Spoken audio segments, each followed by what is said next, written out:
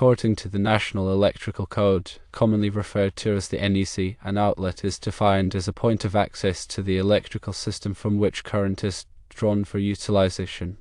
This definition encompasses a wide range of devices, including receptacles, lighting fixtures, and any other equipment that connects to the electrical system to consume power. The NEC Article 210.12b specifically addresses the requirements for arc fault circuit interrupters, often called AFCIs, in bedroom circuits. This section of the code mandates that all branch circuit supplying outlets in bedrooms must be protected by AFCIs. The purpose of this requirement is to enhance safety by detecting and interrupting arc faults, which are a common cause of electrical fires. An arc fault occurs when electricity jumps between conductors, creating a spark that can ignite nearby flammable materials. Given the NEC definition of an outlet, recessed lights installed in hard-lid ceilings are considered outlets. These lights are directly connected to the electrical system and draw current for illumination. Therefore, when installed in bedrooms, recessed lights must be connected to an AFCI-protected circuit. The reasoning is that these lights represent a potential point of arc fault, and the AFCI protection is necessary to mitigate the risk of fire. In summary, the NEC requires AFCI protection for all bedroom outlets, and since recessed lights are classified as outlets, they must be on an AFCI circuit. To further clarify, let's consider a typical bedroom wiring scenario. A standard bedroom often includes several receptacles for plugging in lamps, electronics, and other devices, as well as lighting fixtures such as overhead lights or recessed lights. All of these points where electricity is accessed are considered outlets. The NEC AFCI requirement is comprehensive, aiming to protect all potential points of arc fault within the bedroom. The installation of recessed lights in a hard-lid ceiling involves a direct connection to the branch circuit wiring. This connection makes the light an integral part of the electrical system and a potential source of arc faults.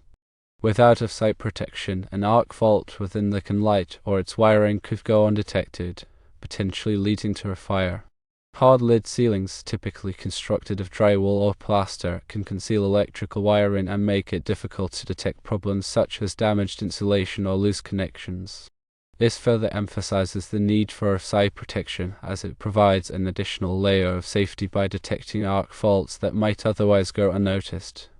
Consider the specific requirements for AFCI protection. AFCIs are designed to detect and interrupt both parallel and series arc faults. A parallel arc fault occurs when electricity jumps between two conductors that have different potentials, such as a hot wire and a neutral wire. A series arc fault, on the other hand, occurs when there is a break in a single conductor, causing electricity to arc across the gap. Both types of arc faults can generate high temperatures and pose a fire hazard. AFCIs are engineered to differentiate between normal arcing, which occurs in devices like motors and switches, and dangerous arc faults that could lead to a fire. They accomplish this by analyzing the waveform of the electrical current and detecting patterns that are characteristic of arc faults. When an arc fault is detected, the AFCI quickly trips the circuit, cutting off the flow of electricity and preventing a fire from starting.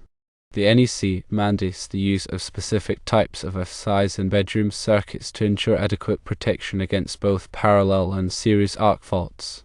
It is important to select AFCIs that are listed and labeled for the intended application and to install them in accordance with the manufacturer's instructions. The correct installation and maintenance of AFCIs are crucial for their effective operation. AFCIs should be tested regularly to verify that they are functioning properly. This can be done by pressing the test button on the AFCI, which should cause it to trip. If the AFCI does not trip when the test button is pressed, it should be replaced immediately. It is also important to ensure that the wiring connections to the AFCI are secure and that the device is properly grounded. Grounding provides a path for fault current to flow back to the source, which helps the AFCI to detect and interrupt arc faults. Moreover, consider the implications of the NEC definition of an outlet in other areas of a home. While the AFCI requirements are specific to bedroom circuits, the general definition of an outlet applies throughout the electrical system. Any point where electricity is accessed, whether it is a receptacle, a lighting fixture, or a hardwired appliance, is considered an outlet. This broad definition has implications for other code requirements, such as those related to GFCI protection and overcurrent protection. Ground fault circuit interrupters, also known as GFCIs, are required in areas where there is a high risk of electric shock, such as bathrooms, kitchens, and outdoor locations. GFCIs detect ground faults, which occur when electricity flows through an unintended path to ground, such as through a person's body. When a ground fault is detected, the GFCI quickly trips the circuit, cutting off the flow of electricity and preventing electric shock. The NEC also specifies requirements for overcurrent protection, which is designed to protect electrical circuits from damage caused by excessive current flow. Overcurrent protection is typically provided by circuit breakers or fuses, which are designed to trip or blow when the current exceeds a safe level. The size of the overcurrent protection device must be matched to the ampacity of the circuit wiring to prevent overheating and potential fires. Furthermore, let's think about how the NEC is developed and updated.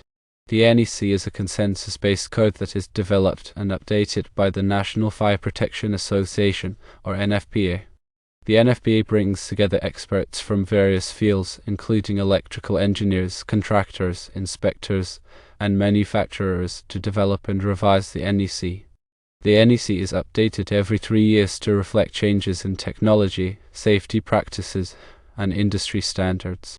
The process of updating the NEC involves a rigorous review and public comment period.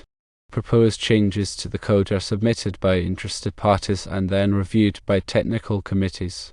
These committees evaluate the proposals based on technical merit, safety considerations, and cost-effectiveness.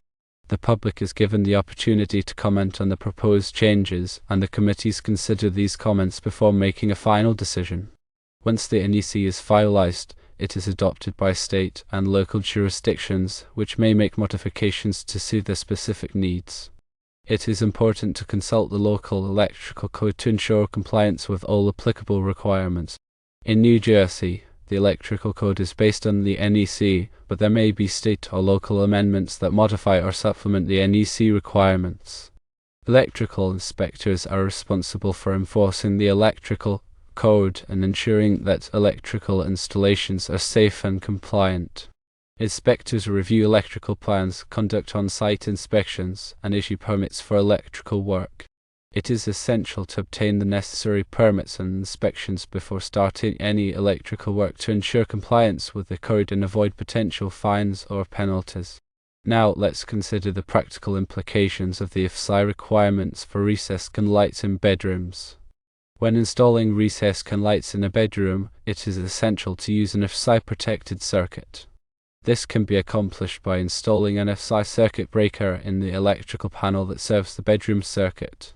Alternatively, an AFCI receptacle can be installed as the first outlet in the circuit, providing AFCI protection for all downstream outlets, including the recessed can lights. When selecting recessed can lights for a bedroom, it is important to choose models that are listed and labeled for the intended use. Look for can lights that are rated for insulation contact, also known as IC rated, if they will be installed in contact with insulation. IC rated can lights are designed to dissipate heat safely and prevent overheating. It is also important to choose can lights that are compatible with the type of light bulb being used.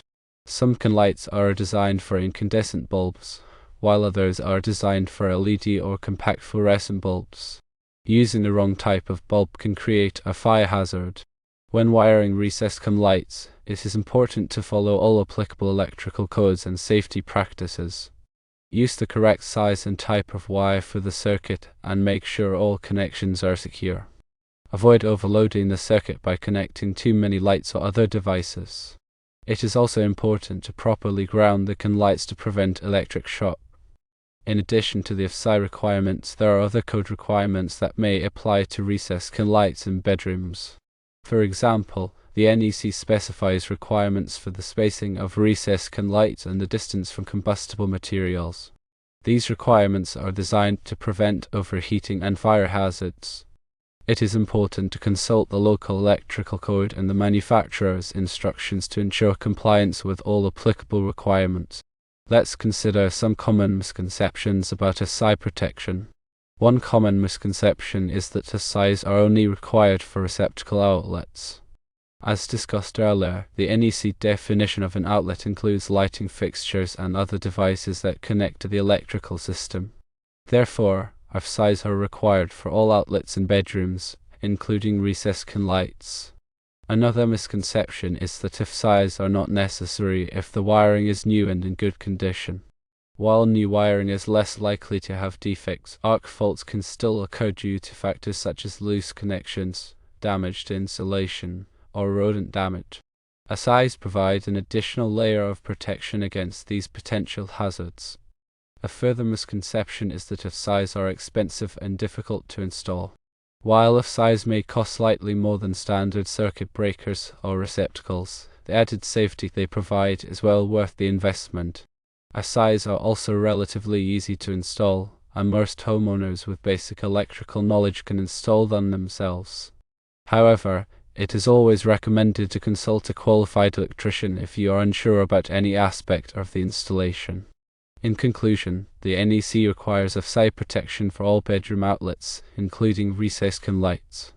This requirement is based on the NEC definition of an outlet and the need to protect against arc faults, which are a common cause of electrical fires. By understanding the AFCI requirements and following proper installation practices, you can help ensure the safety of your home and family. Remember to consult the local electrical code and a qualified electrician for specific guidance on your project. By adhering to these safety measures, you contribute to a safer living environment for everyone.